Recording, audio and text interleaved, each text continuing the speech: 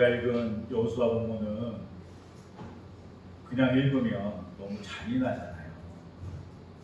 이래도 되나?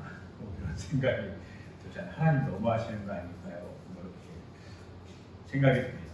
언제나 신명기 여호수아 사사기 읽을 때마다 언제나 마음속에 갈등이 있어요. 하나님 너무 하시는 거 아닙니까? 그리고 이스라엘 빼놓고 너무 가혹하십니다. 이런 생각이 들 때가 있어요.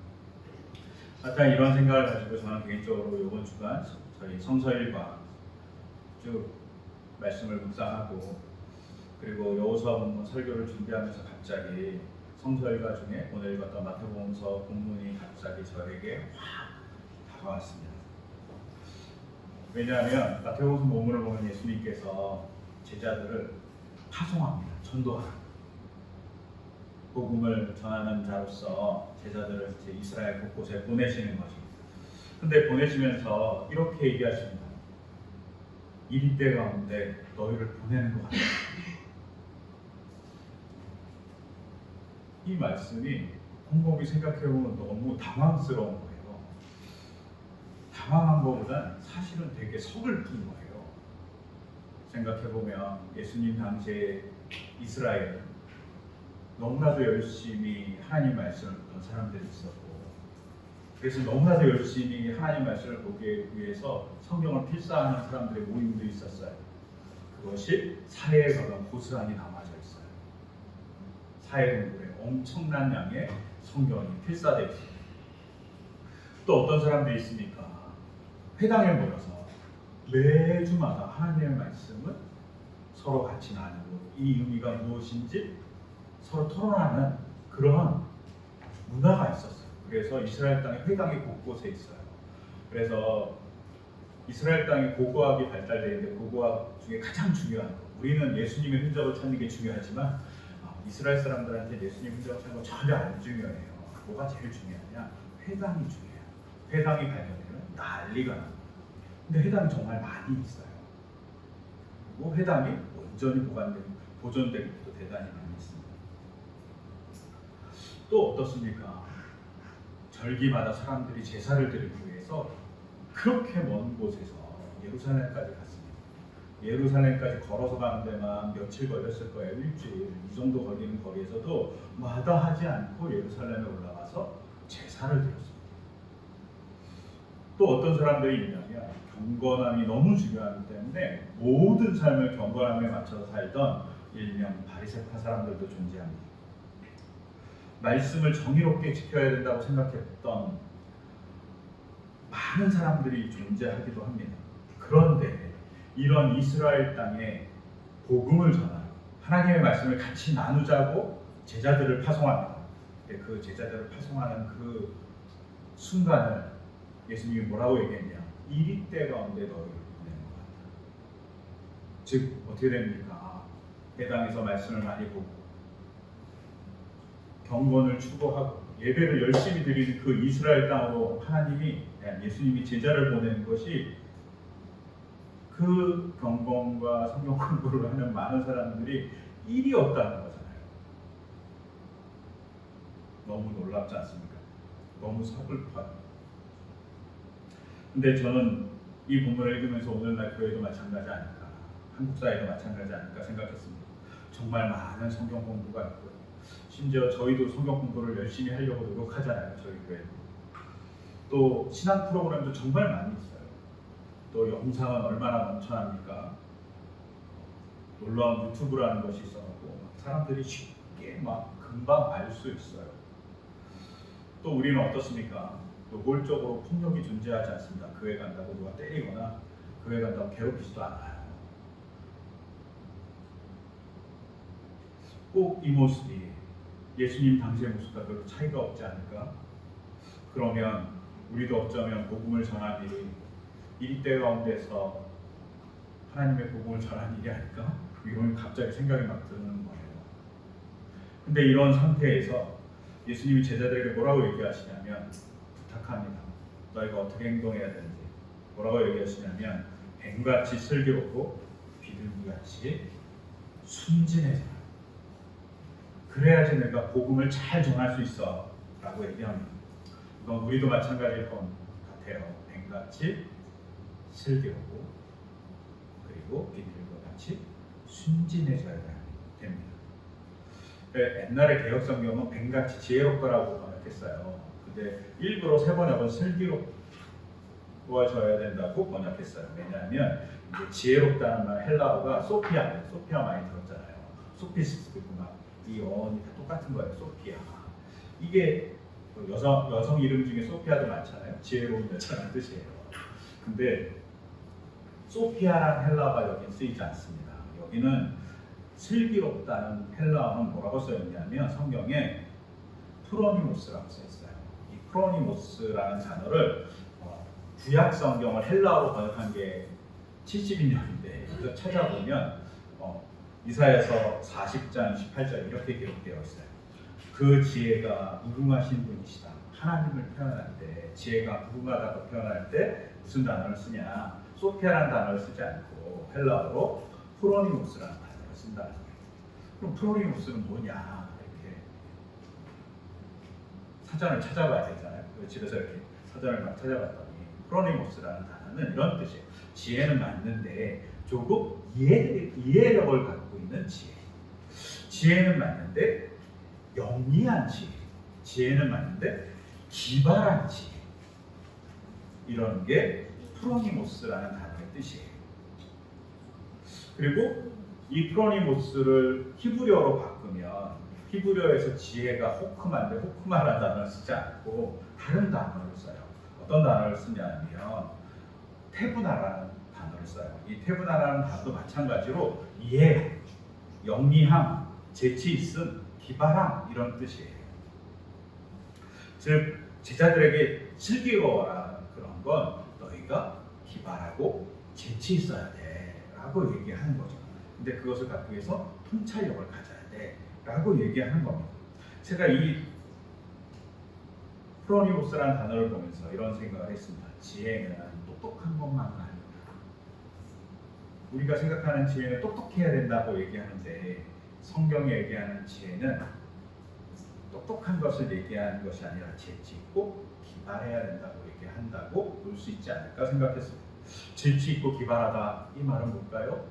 재치 있고 기발하려면 그 상황에 난망하면 안 돼.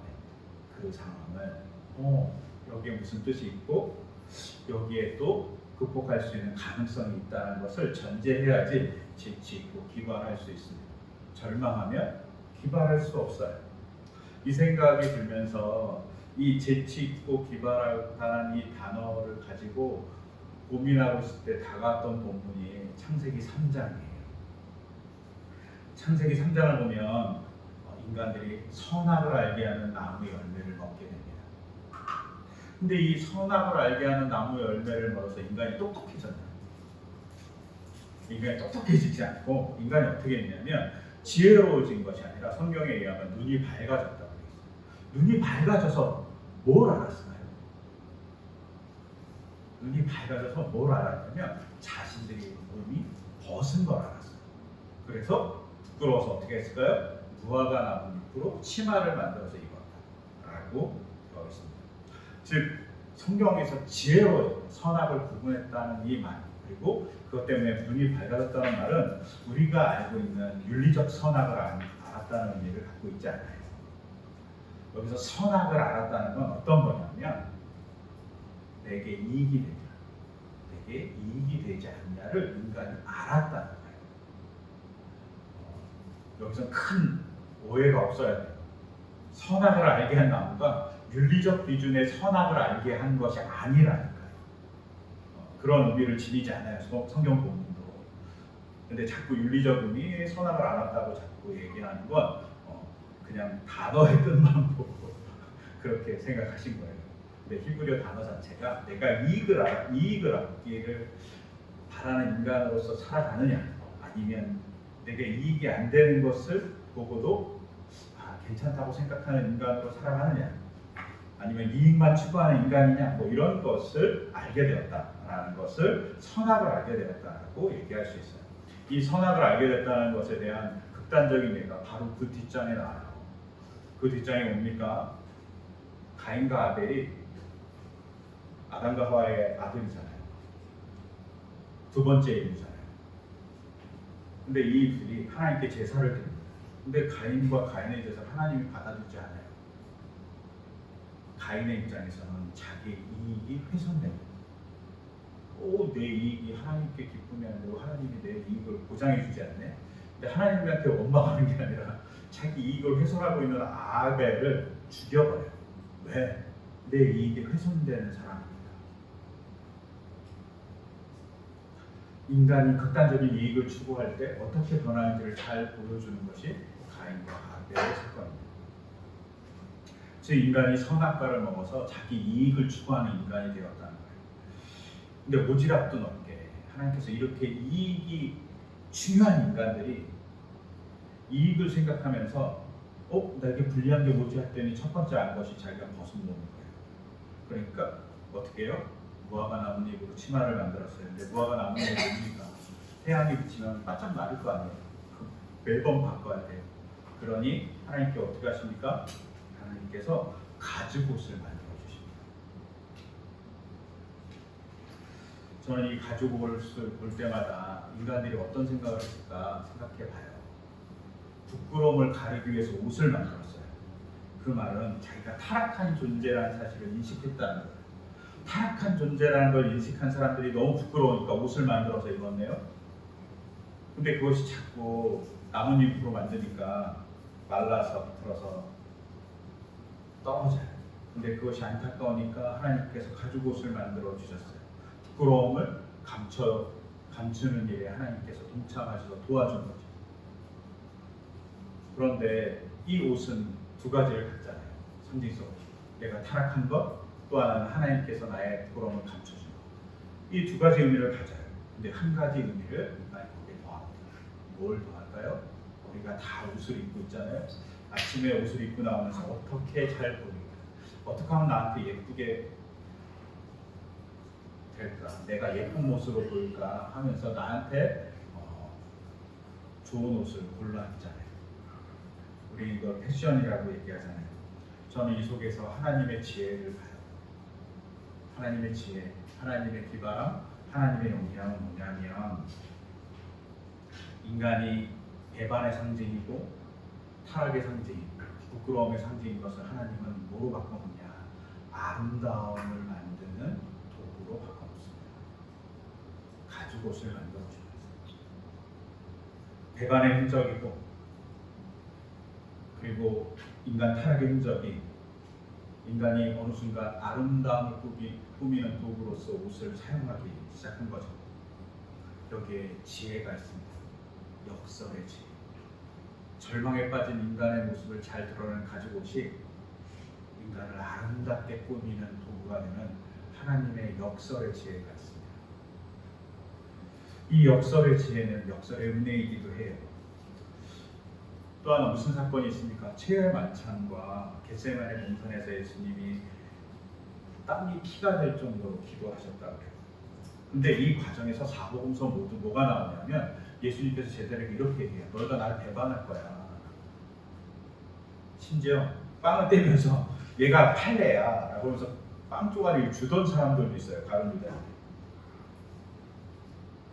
베드로에게는 뭐라고 얘기하냐면 네가 나를 모른다, 부인할 거야. 공개적으로 그렇게 얘기합니다. 즉 최후의 만찬은 어떤 면에서는 제자들에게 부끄러운 사건이에요. 예수님과 더불어서 마지막 식사하는데 정신 못 차리고 예수님이 무엇을 하는지도 모르는 무지한 제자의 모습을 적나라하게 보여줘요. 그리고 배반했던 기억들을 고스란히 갖고 있는 것이 최후의 만찬의 흔적이에요. 그런데 이런 흔적이라면 저 같으면 최후의 만찬에 대한 기록을 성경에서 없앨 것 같아요. 제자들이 예수님에 대한 얘기를 12명이 막 열심히 했을 거 아니에요. 그 자리에 앉아있던 사람 12명밖에 없는데 예수님 포함하면 13명인데 근데 그 기록을 남기고 자기의 부끄러운 기록. 최후 만찬에서 자기들은 되게 부끄러운 사람들이에요. 예수님을 배반했고 부인했고 그리고 예수님을 보호하지 않고 도망갔던 사건들에 대한 기억을 갖고 있는 게 최후의 만찬이에요. 그런데 이 최후의 만찬을 예수님이 어떻게 얘기합니까? 하나님의 나라의 기쁜 잔치를 또한 하나님과 예수님과 예수님을 믿는 사람들이 식구가 되는 식탁으로 얘기해요. 즉 부끄러운 기억이 2000년 동안 끊임없이 예전으로 이어지면서 그 예전은 뭐로 바뀌냐면 예수님의 사랑, 예수님의 식구가 되는 놀라운 사건으로서 기억합니다. 근데 그 사건 속에서 뭘 나타낼까요? 부끄럽게 배반하고 예수님을 이해하지 못한 사람도 예수님이 식구로 받아준다. 심지어 자기를 배반할 줄 알고 있는 가룟 유다도 하나님의 식구로 받아들이고 있는 사건이 최후의 만찬의 사건이라는 사실을 보여줍니다.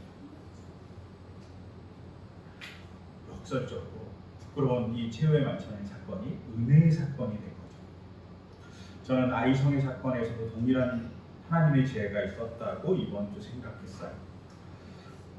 이스라엘 백성이 아이성, 오늘 읽었던 본문을 보면 아이성을 두 번째로 쳐들어간 거예요. 첫 번째 쳐들어갔을 때는 이스라엘 백성이 아이성에 철저하게 패합니다.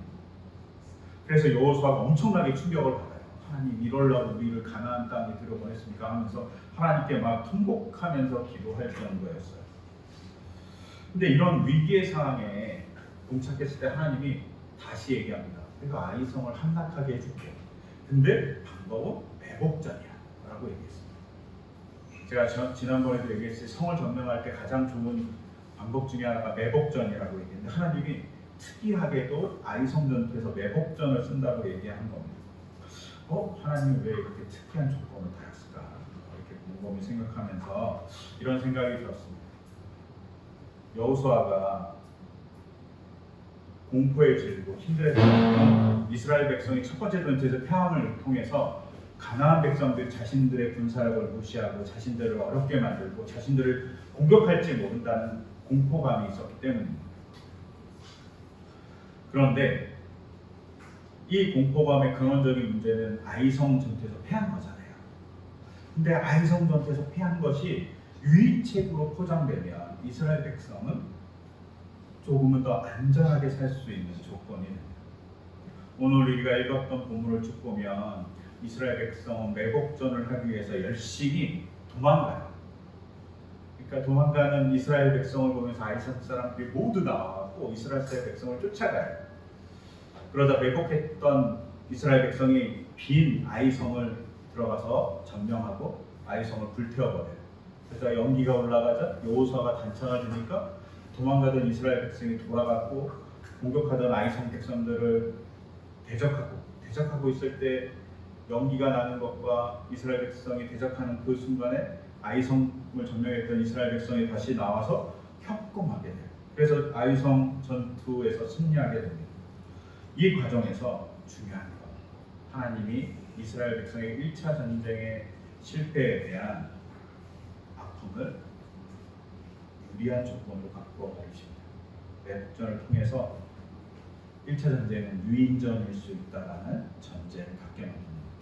그것을 알 수 있는 건 여호수아 8장 14절을 보면 이렇게 기록되어 있어요. 아이성의 왕이 여호수아의 군대를 보고 그 성의 장정들과 함께 서둘러 일찍 일어나서 이스라엘과 맞서 싸우고 모두 아라바 앞에 싸움터로 나아갔다.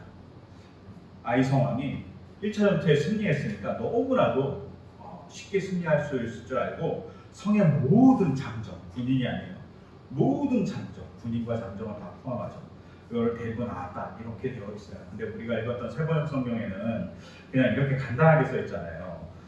장정들과 함께 서둘러 일찍 일어나서 이렇게 되어 있잖아요. 근데 히브리 본문은 이게 조금 더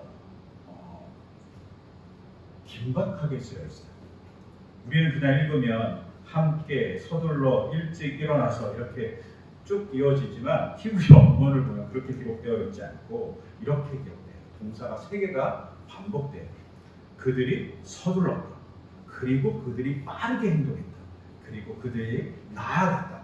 이렇게 동사를 완전히 구분해갖고 3개의 동사를 그리고라는 단어를 붙여갖고 일부러 3번 반복해서 써요. 즉 이 말은 아이성 사람들이 이스라엘 사람들을 무시했다는 사실을 알 수 있습니다. 그래서 막 나온 거예요. 장정까지 다 데리고 이 유인책에 속아서 이스라엘 사람들을 막 쫓아가게 된 거고, 쫓아가던 과정에 매복전이 성공하게 된 거죠. 쫓아왔던 이 사람들은 쫓아가다가 자기 성을 비우게 되고, 자기 성을 비운 아이성성을 이스라엘 백성이 점령하고 그리고 협공하고, 그래서 승리하게 됩니다. 저는 이 속에 아픔과 같은 1차 전쟁의 패배를 매복전이라는 하나님의 지혜로 이스라엘 사람들의 아픔을 감춰주면서 이스라엘 사람들을 조금 더 안전하게 만들어주시는 하나님의 일하신 하나님의 지혜가 있다고 생각해요. 여러분, 우리 삶도 하나님이 이렇게 일하지 않으실까 싶어요. 우리가 가끔 힘들고 어렵고 왜 이럴까라고 얘기하는 삶이 있을 수 있어요. 근데 그 삶을 조금 더 아름답고 복되게 만들어주기 위해서 일하시는 분이 하나님이시라는 것을 잊지 말아야 되죠. 근데 저는 이것이 지혜라고 생각합니다. 우리가 하나님의 그 지혜를 같이 동참하는 일은 절망하면 절대 동참할 수 없어요. 절망하면 하나님이 일하시는 걸 볼 수 없으니까요. 여호수아와 이스라엘 백성은 절망하지만 하나님께 의탁했거든요.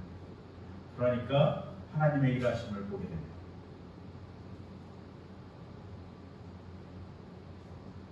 십자가의 사건도 그렇잖아요. 절망이잖아요. 죽는 거잖아요. 근데 그 사건에 부활이 있습니다. 그래서 오늘 고린도전서 1장 18절에서 십자가의 말씀이 멸망하는 자에게는 어리석은 것이지만 구원을 받는 사람인 우리에게 하나님의 능력입니다. 하나님의 지혜가 있고 하나님의 역사가 있는 것 십자가라고 생각해요. 십자가가 절망인데 절망을 절망으로 보지 않느냐. 그 속에 하나님의 일하심이 있다는 것을 볼 수 있다는 거죠. 뱀같이 슬기롭다는 것은 그렇게 희망을 보는 일, 그렇게 절망 안에서 하나님을 향하는 일, 하나님의 일하심을 보는 일, 그리고 하나님의 일하심에 동참하는 것이 바로 슬기로운 일이지 않을까 생각합니다. 우리가 가져야 될 슬기로운 것, 절망하지 않고 하나님의 역전의 일 하심을 바라보는 것. 이리가 있는 소굴이 절망이잖아요. 근데 절망하지 않는 것을 갖는 것이 지혜의 하나의 방향성이라고 생각합니다. 두 번째로 우리가 가져야 될 것은 순진함입니다. 이 순진함이라는 단어가 헬라어로 아케라이오예요. 아케라이오스인데, 아케라이오스는 섞이지 않는 것, 뭐 불순물이 없는 상태, 이런 뜻이에요. 정말 순수하다는 뜻이잖아요. 근데 이걸로는 무슨 뜻인지 이렇게 생각하기 어렵잖아요. 이거를 신중심적인 사고라고 얘기할 수도 있어요. 근데 이 순진하다는 것을 비교할 때 예수님이 뭘 비교하냐면 비둘기를 비교해요. 성경에서 비둘기가 상징하는 것이 네 가지 정도예요. 하나는 전달하는 것, 하나는 슬피 우는 것, 다른 하나는 사랑, 그리고 마지막은 희생 제물을 상징해요. 저는 전달자로서 순진하게 온전히 하나님 말씀을 전달하는 모습이, 그리고 그대로 살려고 노력하는 것이 순진함이라고 생각해요. 오늘 우리가 읽었던 본문에 보시면 마지막 절에 여호수아는 아이성의 모든 주민을 전멸시켜 희생제물로 바칠 때까지 단창을 지켜든 그 손을 내리지 않았다라고 되어 있어요. 즉 전쟁이 있는 내내 단창을 들고 이렇게 계속 팔을 들고 있었던 거예요. 얼마나 팔이 아팠을까요? 그리고 의심도 들지 않았을 거예요. 내가 팔을 내려도 되지 않을까? 근데 오늘 본문에 의하면 전쟁이 끝날 때까지 여호수아는 단창을 든 손을 내리지 않습니다. 이 생각을 딱 하는 순간 생각나는 본문이 또 하나 있잖아요. 출애굽기 17장에 이스라엘 백성이 출애굽한 다음에 아말렉 백성과 전투를 처음으로 벌입니다. 그때 여호수아가 장군이었어요. 사람들을 몰고 막 전쟁하러 갔어요. 근데 전쟁을 하다 보면 어느 때는 이스라엘 백성이 우세하고 어느 때는 아말렉 백성이 우세한 거예요. 근데 그 무쇠하게 만드는 원인을 보니까 성경은 뭐라고 기록되어 있냐면 모세가 팔을 들면 이스라엘 백성이 모세가 팔이 아파고 내리면 아말렉 백성이 이기고 또 지금 이 상태가 안 좋아 보니까 다시 모세가 또 팔을 들면 이스라엘이 이기고 내리면 또 이스라엘이 지고 뭐 이런 일들을 보게 된 거죠. 이것을 보고 있었던 옆에 있던 아론과 훌이 모세가 계속 팔을 들고 있어야 되구나 이렇게 생각해갖고 돌을 날라고 의자같이 모세를 만들어갖고 앉히게 하고 모세는 팔을 들고 옆에서 잡고 있었다. 그래서 전쟁이 이겼다. 뭐 이런 기록이 출애굽기 17장에 나와요. 그리고 이것을 기록하기 위해서, 이것을 기념하기 위해서 그곳에 제단을 쌓고 그 제단의 이름을 여호와 니시라고 했어요. 근데 여호와 니시를 우리는 여호와의 깃발 뭐 이렇게 얘기하는데 사실은 니시는 깃발은 아니에요. 번역상에 문제가 있는 거고 니시는 고고학자인 롤란드 보에 의하면 지팡이에요. 지팡이가 어떤 거냐? 전쟁용 지팡이. 옛날에는 칼도 별로 없으니까 지팡이거나 전쟁 도구로 사용했거든요. 근데 그런 전쟁용 지팡이에요. 즉 전쟁용 지팡이를 딱 들면 신호를 보내는 거죠. 싸우라고. 누구한테 신호를 보냈을까요? 하나님의 군대한테 신호를 보내는 거예요. 하나님의 군대가 그 신호를 받고 싸우면 이기고 내리면 후퇴하는 것 같으니까 후퇴하니까 지고 다시 들면 이기고 뭐 이런 거예요. 롤랑드보가 이제 이런 식으로 표현하고 있어요. 저는 거기에 동의합니다. 전쟁 신호를 여호수아는 누구한테 보냈냐? 하나님께 보낸 거죠. 어떻게? 단창을 들고 팔이 떨어져 나가는 순간이 있었죠. 그 말씀에 순종해서 온전히 하나님의 말씀을 따라가는 자로서 살아갑니다. 이게 비둘기의 말씀을 전달하는 자의 모습이지 않을까 싶어요. 두 번째로 비둘기는 슬피 우는 자입니다. 이스라엘 백성이 이스라엘 아이성 전투에서 첫 번째로 졌을 때 슬피 울어요. 백성의 마음이 아프니까, 백성의 힘듦이 자기 힘드니까 슬피 울어요. 슬피 울 줄 아는 거 중요합니다. 잘못된 일에 정말 잘못됐다고 생각하고 우는 것 중요합니다. 이게 하나님의 백성의 자세일 거예요. 영민해서 우는 건 아니고 잘못된 것에 대해서 정말 잘못함을 알고 있는 것이 중요합니다. 세 번째로 비둘기 같은 순전함은 사랑을 품은 순전함이에요. 여호수아는 온전히 하나님을 사랑할 줄 알았고 이스라엘 백성을 사랑할 줄 알았던 것 같아요. 그러니까 이스라엘 백성의 존망을 가지고 하나님께 순수하게 기도했던 자가 여호수아죠. 이스라엘을 사랑하니 팔이 떨어져 나갈 정도로 아프지만 단창을 내내 들고 있었던 것 같아요. 제가 청년들하고 이렇게 태국에 처음 갔을 때 깜짝 놀란 게 딱 하나 있었어요. 다른 거 뭐 이렇게 열심히 복음을 전하고 뭐 또 놀라운 이런 역사가 일어나고 이런 거 하나도 안 놀라고 진짜 놀란 게 딱 하나 있었어요. 그리고 저 엄청 반짝했어요. 태국의 청년들이 자기 나라를 위해서 정말 열심히 기도합니다. 제가 그 모습을 보는 순간 내가 이렇게 내 나라를 위해서 기도한 적이 있었나? 저렇게 자기 나라를 사랑하나? 저렇게 나라를 사랑해서 뭔가를 행동하려고 열심히 계획을 잡고 일해본 적이 있나? 라는 생각을 했어요. 그게 저한테 태국에 가서의 가장 큰 충격이었어요. 여호수아는 자기 나라를 위해서 사랑할 줄 알고 기도할 줄 알았던 거죠. 순수하게 사랑할 수 있었던 사람인 거예요. 네 번째로 비둘기는 유일하게 희생 제물이 되는 새예요. 새 중에 유일하게 제물로 바칠 수 있어요. 제가 이 장면을 생각하면서 갑자기 번뜩 생각난 것이 여호수아라는 이름을 가진 신약 성경의 사람이에요. 누군가 이렇게 생각되죠. 여호수아라는 이름을 가진 신약 성경의 사람은 예수님이에요. 예수님이라는 이름, 예수라는 이름은 여호수아의 축약형이에요. 즉 예수님을 여호수아라고 플레인으로 불렀습니다. 근데 예수님이 사역을 시작하려고 할 때 세례요한한테 세례를 받으십니다. 그때 성령이 뭐같이 내린다고 되어 있냐면 비둘기같이 내린다고 되어 있습니다. 제가 이번 주 그 비둘기같이 내리는 게 뭘까 생각해 보다가 그 비둘기같이 성령이 내리는 일은 예수님이 희생제물이 되는 사건이지 않을까 생각했습니다. 그냥 비둘기같이 성령이 온화하게 내렸다 이게 아니라 비둘기같이 성령이 내린 그 사건은 예수님에게 네가 희생제물이 되는 사건이라고 얘기해주는 사건이지 않을까, 신호이지 않을까 싶었습니다. 성령을 받는다는 건 단순히 능력을 받는 것이 아니라 하나님의 일을 하는 희생제물로서의 일도 맞는 것이 어쩌면 성령을 받는 사건이지 않을까 생각해 보았습니다. 그래서 예수님이 십자가에 지지 않았을까.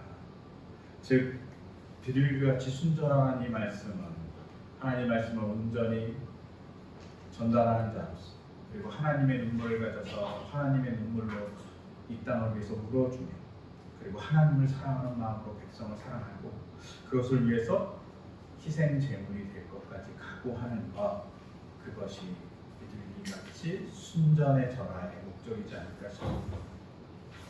여러분, 오늘날 우리가 살아가는 삶에서 우리에게 필요한 게 있습니다. 하나님의 지혜와 하나님이 우리에게 주시는 순전함, 그걸 가질 때 세상이 이리 같을지라도 하나님의 역사를 증거하는 우리의 모습이 되지 않을까 싶습니다. 그리고 그것에 동참하라고 우리에게 주신 것이 있습니다. 바로 성찬입니다. 성찬의 과정을 통해서 하나님의 지혜로우신 예수님이 우리에게 들어오시고, 하나님의 순전함으로 이 땅에서 하나님의 말씀을 따랐던 예수님이 우리에게 오시고, 그리고 그것이 은혜의 주입 우리에게 찾아오는 것이 바로 성찬입니다. 이 성찬에 우리가 같이 참여하고 그것을 통해 하나님의 역사를 만나기를 소망합니다. 여러분, 우리가 정말 맹같이 지혜롭고 슬기롭고 그리고 비둘기같이 순전한 것을 갖는 기독교인으로 살 때 세상은 하나님의 나라로 한 발짝 한 발짝 나아가게 될 것입니다. 그런 우리가 되기를 소망하면서 이 시간 다 같이 기도드리겠습니다. 하나님, 우리가 하나님의 백성으로 살아가기를 소망합니다. 그러기 위해서 하나님이 절망 가운데 일하시는 지혜를 보게 하시고, 그 절망 가운데 일하시는 그 지혜를 통해서 그 절망이 희망으로 바뀌고 하나님의 역사의 흔적으로 바뀌는 그 모습을 우리가 알게 하여 주시옵소서. 또한 그 알을 통해서 우리 또한 절망을 희망으로 하나님의 사랑의 흔적으로 바꾸는 주님의 도구가 되기를, 주님의 비둘기 같은 순전한 전달자가 되기를, 주님의 사랑을 노래하고 아픔을 습히 울며 이 땅의 회복을 위해서 하나님의 희생제물로서의 역할을 해가는 우리들을 소망합니다. 그때 하나님 나라가 이 땅에 한 발짝 한 발짝 다가올 것을 믿게 믿습니다. 그 믿음으로 우리가 나아가기를 소망하며 믿음으로 주 예수 그리스도의 이름으로 기도드립니다. 아멘.